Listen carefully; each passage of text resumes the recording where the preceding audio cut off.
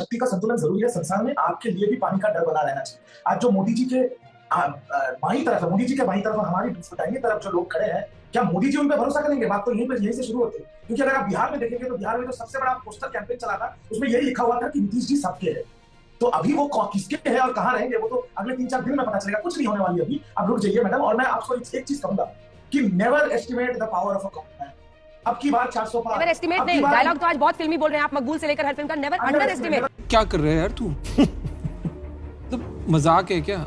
ये वो लोग कर रहे हैं जो एक दूसरे को चोर और चिरकुट और चुटवैया कह रहे थे कल तक। ये वो लोग कह रहे हैं जिनका पंजाब में कुश्ती चल रहा था, दिल्ली में दोस्ती चल रहा था, चंडीगढ़ में अलग मस्ती चल रही थी। चलो भाई देखो अब मैं क्या करता हूँ। जो नैतिक आधार का हवाला दे रहे हैं, स्वयं ममता बनर्जी जी तो अपना चुनाव नंदीग्राम में हारी, उस नंदीग्राम से जहां से टीएमसी का एक प्रकार से जन्म बड़े रूप में हुआ था, तो उसके बाद तो उनको मुख्यमंत्री बनना ही नहीं चाहिए था। यहाँ पर तो प्रधानमंत्री नरेंद्र मोदी जी अपना भी चुनाव जीते हैं, बीजेपी सबसे बड़ी पार्टी बनी है, सेकंड नंबर की पार्टी से 2.5 गुना ज्यादा बड़ी पार्टी है, पूरे अलायंस से बड़ी पार्टी है और लगातार इंडिया की तीसरी बार सरकार बन रही है। परंतु हमारा नैतिक आधार नहीं, और जो अपना मुख्यमंत्री चुनाव खुद हार जाए उनका तो पूरा आधार बनता है। वाह। दूसरी बात भरोसे की बात की, भाई never under estimate the common sense of common man. आप बताइए, भरोसे की बात वो कर रहा है जिसने ये खड़े होकर कहा कि इंडिया अलायंस में कांग्रेस पार्टी की 40 सीटें नहीं आएगी। हाय हाय, इतना सुकून। जय हिंद, जय मातृभूमि। नमस्कार दोस्तों, पावर पैनल के एक नए वीडियो में आपका स्वागत है।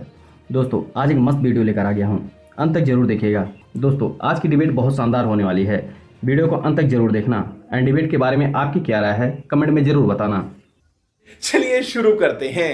मुझे लगता है कि सुरेंद्र राजपूत जी, आप लोग नर्वस 90s के शिकार हो गए, और ऐसा ही लगता है कि सरकार बनाने की अगर कोशिश भी कर रहे थे तो उससे चूकते हुए ही दिखाई दे रहे हैं। अंजना जी इतनी जल्दी कोई भी फैसला मत लीजिए। कहते हैं ना कि समंदर ये तेरी खामोशी कुछ और कहती है, मगर साहिल पे टूटी कश्तियां कुछ और कहती हैं। और मेरी आंखों ने देखे इस शहर के कई मंजर, मगर अखबार की सुर्खियां कुछ और कहती हैं। आप अपनी सुर्खियों की बात कीजिए, कोई दिक्कत वाली बात नहीं है। हमारी बैठक हो रही है अभी 6 बजे, उसके बाद हमारा निर्णय क्या होगा निश्चित तौर पर आपके सामने रखेंगे। लेकिन एक बात तो तय है अंजना जी, आपके सामने है कि एनडीए की बैठक हुई और एनडीए की बैठक में उत्तर प्रदेश को बेइज्जत किया गया दोबारा से। आपके सामने है एनडीए की बैठक में ना ओम प्रकाश राजभर को बुलाया गया और ना संजय निषाद जी को बुलाया गया। तो ये कौन सी एनडीए की बैठक है जहां पर उसके घटक दलों को ही नहीं बुलाया जाता है? तो अब ये भारतीय जनता पार्टी को तय करना होगा कि आपस की सिर्फ फुटअव्वल का क्या करेंगे। आप बाबू को या नीतीश जी को तो बात कर ले रहे थे कि देवेंद्र फडणवीस कहां जाएंगे, उन्होंने इस्तीफे की पेशकश कर दी है। एक अंदर भारतीय जनता पार्टी के अंदर एक नई कहानी चल रही है। भारतीय जनता पार्टी के अंदर जो आपस की सिर्फ फुटअव्वल है, जिसमें नरेंद्र मोदी जी और अमित शाह जी केंद्र बिंदु पर हैं। कहीं ना कहीं देवेंद्र फडणवीस साहब भी नाराज दिखाई दे रहे हैं। आज आदरणीय योगी आदित्यनाथ जी का जन्मदिन है, उनको बहुत बहुत बधाई, लेकिन वो भी बहुत अच्छे खासे नाराज नजर आ रहे हैं। उनके समर्थकों ने तो अमित शाह जी के खिलाफ आज मोर्चा खोल दिया। आपके सामने सोशल मीडिया पे तमाम वीडियोस आ रहे हैं जिसमें अभद्र भाषा तक का इस्तेमाल आदरणीय एनडीए की बैठक में जो प्रस्ताव पास हुआ, आपको बता दें, आप यूपी का लेकिन सवाल पूछ रहे हैं, वहां अनुप्रिया पटेल भी थी, वहां जयंत चौधरी भी थे, और ये सब जहां तक मेरी जानकारी है, अगर मैं गलत हूं आप ही करेक्ट कर दीजिएगा, यूपी वाले ही हैं। तो अब ये सब खोज के ऐसी बातें पता नहीं कितना फायदा होगा नहीं होगा, लेकिन जो प्रस्ताव पास हुआ है वो अपने दर्शकों को बता देते हैं। भारत के 140 करोड़ देशवासियों ने पिछले 10 वर्षों में प्रधानमंत्री नरेंद्र मोदी के नेतृत्व में एनडीए सरकार की जन कल्याणकारी नीतियों से देश के हर क्षेत्र में विकसित होते देखा है। लंबे अंतराल लगभग 6 दशक के बाद भारत की जनता ने लगातार तीसरी बार पूर्ण बहुमत से सशक्त नेतृत्व को चुना है। हम सभी को गर्व है कि 2024 का लोकसभा चुनाव एनडीए ने आदरणीय श्री नरेंद्र मोदी के नेतृत्व में एकजुटता से लड़ा और जीता। हम सभी एनडीए के नेता आदरणीय श्री नरेंद्र मोदी जी को सर्वसम्मति से अपना नेता चुनते हैं। मोदी जी के नेतृत्व में एनडीए सरकार भारत की गरीब, महिला, युवा, किसान और शोषित, वंचित व पीड़ित नागरिकों की सेवा करने के लिए प्रतिबद्ध है। ये एनडीए की तरफ से प्रस्ताव पास हुआ है और ये बड़ी खबर इस वक्त की हम आपको बता दें, नरेंद्र मोदी को चुना गया एनडीए का नेता। यानी आज एनडीए के नेतृत्व पर देश को भरोसा है, ये प्रस्ताव पास हुआ है।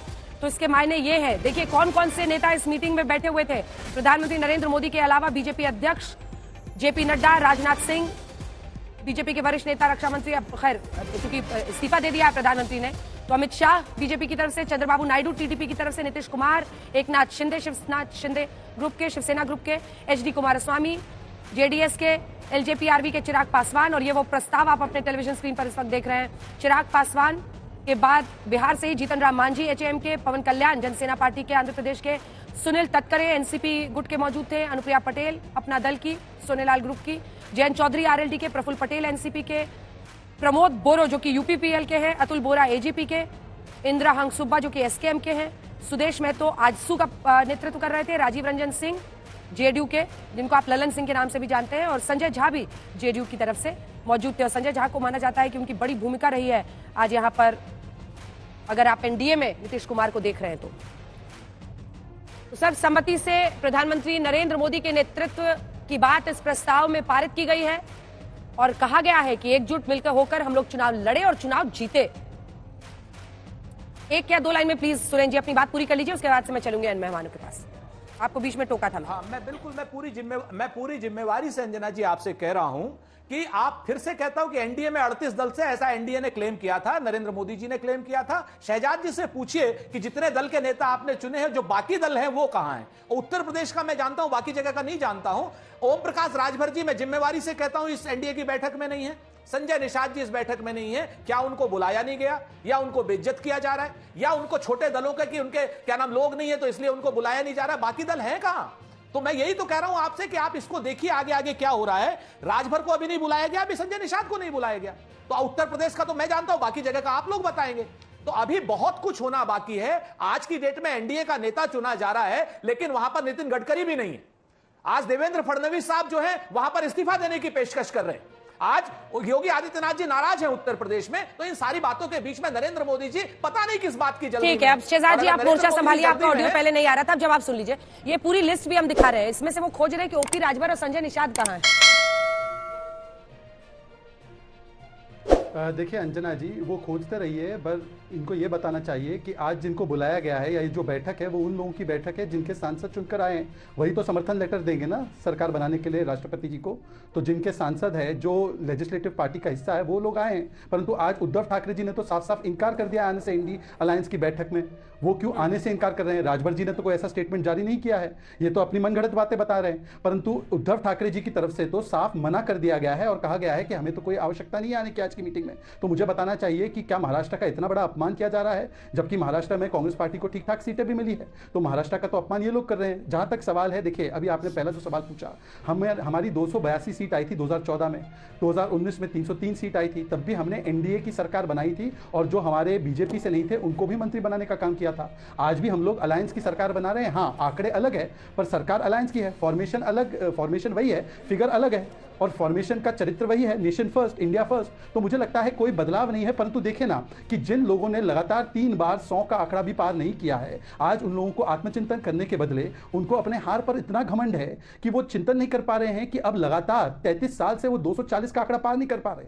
आज उनकी ऐसी स्थिति बन चुकी है कि हमारी एक भारतीय जनता पार्टी के पास इनके पूरे अलायंस से ज्यादा सीटें हैं और फिर भी वो कह रहे हैं कि देखिए हम लोग जीते हैं और भारतीय जनता पार्टी हारी है। निश्चित विनम्रता से मैं स्वीकारता हूं कि हमारी कुछ जगहों पर सीटें कम हुई है, परंतु दिल्ली में हमने स्वीप किया, मध्य प्रदेश में स्वीप किया। हम लोगों को जिस प्रकार से तेलंगाना में अच्छी सीटें आई है, जिस प्रकार से अरुणाचल प्रदेश में हम जीते हैं, ओडिशा में हम जीते हैं, तो वहां पर तो कांग्रेस पार्टी कहां गायब हो गई है। परंतु देखिए कुछ लोगों को हार में भी घमंड है और हम जीत में भी विनम्र है और तीसरी बार लगातार हमारी एनडीए की सरकार बनने जा रही है। और जो रिलायबिलिटी और क्रेडिबिलिटी की बात कर रहे हैं, आप देख लीजिए हमारी 3 एनडीए की सरकार, हमारी तीनों एनडीए की सरकार जो है आज जो सरकार बनने जा रही है और इससे पहले की 2 सरकारें लगातार स्पष्ट मैंडेट के साथ, स्पष्ट एजेंडे के साथ, और इससे पहले की 3 कांग्रेस की जो अलायंस की सरकार थी उनको देखिए। 2 यूपीए की सरकार थी जहां पर कांग्रेस को जब प्रधानमंत्री पद मिला तब तो वो कैसे चली, ठीक ठाक चल गई, पूरा कार्यकाल पूरा किया। परंतु जहां पर कांग्रेस पार्टी को प्रधानमंत्री, मुख्यमंत्री का पद नहीं मिलता है, जैसे यूएफ की सरकार में, तो वो सरकारें गिराने का काम किसने किया? स्वयं कांग्रेस पार्टी ने किया। तो इसका मतलब कांग्रेस पार्टी का तो एक ही चरित्र है किसी भी गठबंधन में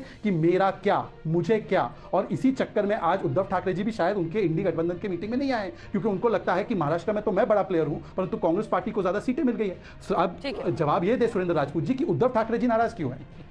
ठीक है, ये उनसे पूछेंगे थोड़ा सा नेक्स्ट राउंड में। जनता दी का एक रिलक्टेंस इस इंडिया गठबंधन को लेकर जो हो रहा है, उन्होंने पहले भी कहा कि अगर सरकार बनती भी है तो बाहर से समर्थन करूंगे। अब यूसुफ पठान को उतार दिया अधीर रंजन चौधरी के सामने और वो हार गए। क्या समझे इसको? सरकार तो इनकी बन रही है, चिट्ठी भी मिल गई है अब रिज्जू जी। देखिए अंजना जी, एक कहावत है, शक्ति का संतुलन जरूरी है संसार में, आग के लिए भी पानी का डर बना रहना चाहिए। ये जो मैं देवतार हूँ, मैं देवता, आप अपनी बात पूरी कीजिएगा, एक सेकंड आप यहीं से शुरू कीजिएगा। लेकिन तस्वीर फिलहाल आपको दिखा रहे हैं, ये एनडीए की तस्वीर है जिसमें प्रधानमंत्री नरेंद्र मोदी के दोनों तरफ, एक तरफ बीजेपी अध्यक्ष चंद्रबाबू नायडू तो दूसरी तरफ नीतीश कुमार, राजनाथ सिंह, फिर गृहमंत्री अमित शाह, एकनाथ शिंदे, प्रफुल्ल पटेल, जीतन राम मांझी और एचडी कुमारस्वामी, आप सबको देख रहे हैं, वहां पर मौजूद है। और पीछे की कतार में भी पवन कल्याण से लेकर चिराग पासवान, जयंत चौधरी, अनुप्रिया पटेल, जो एनडीए के सभी साथी हैं, ललन सिंह भी दिखाई दे रहे हैं, संजय झा, तो जेडीयू की तरफ से 3-3 लोग वहां पहुंचे हुए हैं और चंद्रबाबू नायडू और पवन कल्याण का वहां होना ही जनसेना पार्टी की तरफ से आंध्र प्रदेश से एक बहुत बड़ा हिस्सा जो है वो एनडीए के पक्ष में ले जाता है और सरकार बनती हुई दिख रही है। तो ये तस्वीर दिखाते हुए अब रिजू जी बात पूरी कीजिए।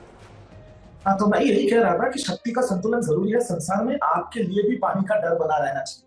आज जो मोदी जी के बाईं तरफ है, मोदी जी के बाईं तरफ और हमारी दाहिनी तरफ जो लोग खड़े हैं, क्या मोदी जी उन पे भरोसा करेंगे? बात तो यहीं से शुरू होती है। क्योंकि अगर आप बिहार में देखेंगे तो बिहार में जो सबसे बड़ा पोस्टर कैंपेन चला था उसमें यही लिखा हुआ था कि नीतीश जी सबके हैं। तो अभी वो किसके हैं और कहां रहेंगे वो तो अगले 3-4 दिन में पता चलेगा, कुछ नहीं होने वाली अभी। अब रुक जाइए मैडम, और मैं आपको एक चीज कहूंगा कि never estimate the power of a common man. अब की बार 400 पार, नेवर एस्टिमेट नहीं, डायलॉग तो आज बहुत फिल्मी बोल रहे हैं आप, मकबूल से लेकर हर फिल्म का। Never under estimate, never under estimate the power of a common man.